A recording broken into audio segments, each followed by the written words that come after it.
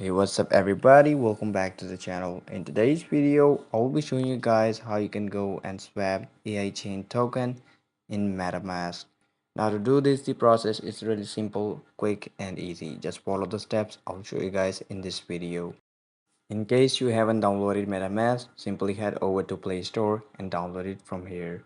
Now once you have downloaded it, we will go and open it. You have to wait a few seconds here. Now once you are here, you can see different icons in the bottom. We will go and click the middle one. Here it will provide you with different options. We'll head over and select swap. And now here, just let it load. Wait a few seconds. Now here we will go and search for AI chain token. And we will select a token from here. Now enter the amount you want to swap.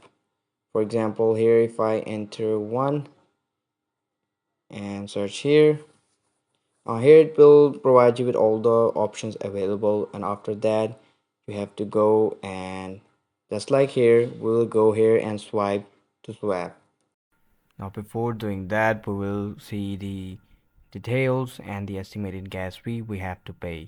You can also head over to view details and get more details from here.